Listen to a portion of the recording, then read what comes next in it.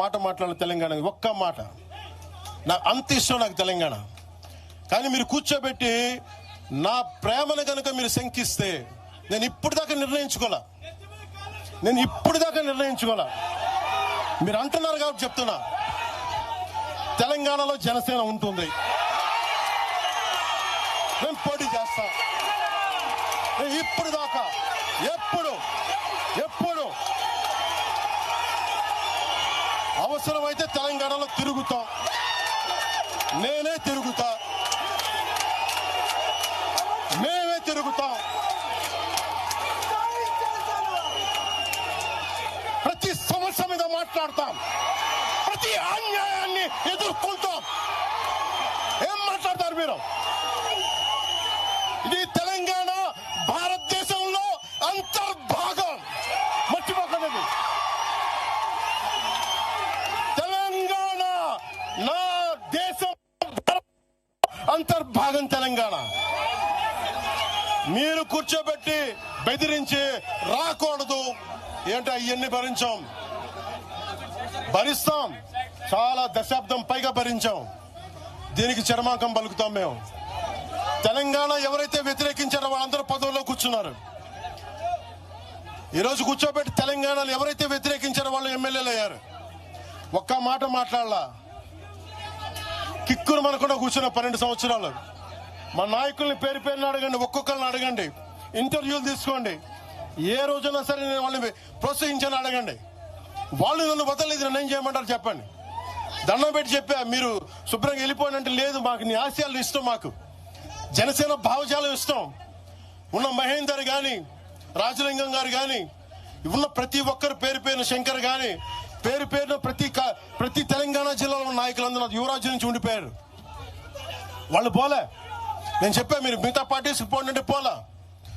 దాసోజు శ్రవణ్ ఎవరు పట్టుకున్నారు? మీరు ఆ పట్టుకుని దాసోజు శ్రవణ్ గాని ఈరోజు ఎమ్మెల్సీగా ఉన్నారంటే, ఆ రోజు మీరు కూర్చోబెట్టి మాట్లాడుతూ ఉన్నారు. ఆ రోజున ఈరోజు కాంగ్రెస్ నాయకులు ఎవరో మాట్లాడుతూ ఉన్నారు, నువ్వేమి ఎలా వస్తావు చూస్తామని.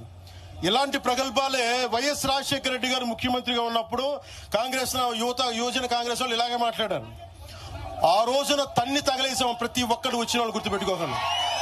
ఆ రోజు నాకు నిలబడిన తెలంగాణ యువత నిలబడ్డారు. బస్తీలో నుంచి, ఉస్మానియా నుంచి వచ్చిన వాళ్ళు నిలబడ్డారు. ఆ రోజున రాజలింగం గారికి తెలుసు. ఆ రోజు కూడా చెప్పారు ఎలా వస్తా. నేను చెప్పా, ఇలాగే ఇంటికి వస్తామని బెదిరించి, ఆఫీస్కి వస్తామని బెదిరిస్తే ఇంటి ముందు చేరేసి కూర్చున్నా. నాకు అలాంటి భయాలు లేవు. దేశం బాగుండాలి. అంతర్గతంగా ఇప్పుడు వేర్పాటువాదం మంచిది. ఎక్కడ దాకా? దేశ సమగ్రత భంగం కలిగినంత వరకు. ఎవరు ఉండకూడదు, రాకూడదు, మీ గొంతులు తొక్కేస్తామంటే ఇది ఏమనుకున్నారు? భారతదేశం అనుకున్నారు, లేదంటే పాలస్తీన్ అనుకుంటున్నారు? మీరు అందరూ ఇది భారతదేశం, పాకిస్తాన్. మీ ఇష్టానికి రాకూడదు, మీ ఇష్టానికి ఏమనుకుంటారా మీరంతా? నా దేశం, నేను ఎక్కడైనా అడుగు పెడతా.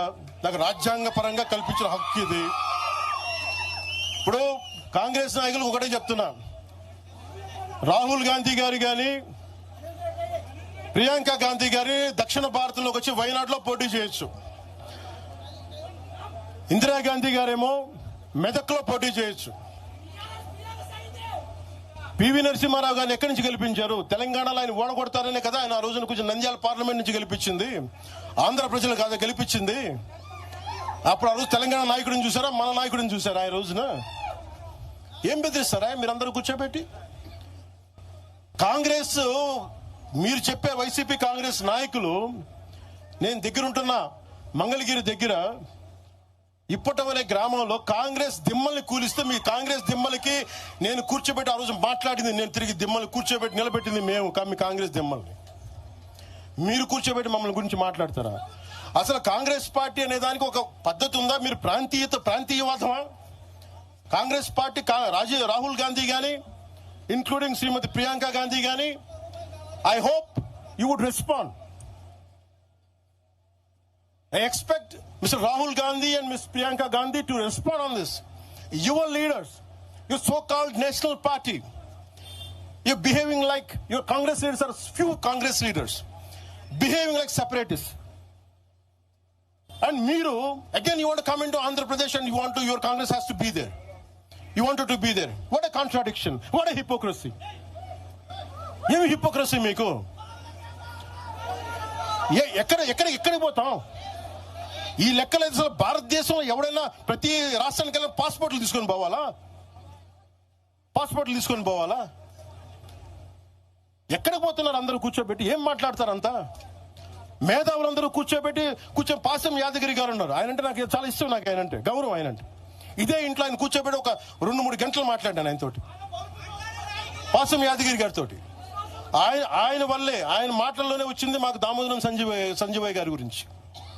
దామోదరం సంజీవయ్య గారి గురించి మొదట దళిత ముఖ్యమంత్రి ఉమ్మడి ఆంధ్రప్రదేశ్, ఆయన గురించి మాట్లాడింది పాసం యాదగిరి గారి మాటల్లో మేము వస్తే దాని గురించి మాట్లాడాం. అలాంటి నేను గౌరవం చూపించే వ్యక్తి కూడా నన్ను తిడతా ఉంటే చాలా బాధ అనిపిస్తుంది. ఎట్టిపోతాం మేము? దేశం విడిచి పారిపోలేం కదా. నా నేల విడిచి ఈ నది, గోదావరి నది, కృష్ణా నది నేల విడిచి పారిపోద్దా? పవన్ కళ్యాణ్ నేల విడిచి పారిపోతాడా? ఎక్కడికి పారిపోతాం మేము? ఎక్కడికి పారిపోం. ప్రజల మధ్య వైషమ్యాలు పెట్టకండి. తప్పు చేసిన నాయకులను చీల్చి చెండాడిన సంతోషం. నేను కూడా మీతో గొంతు కలుపుతా.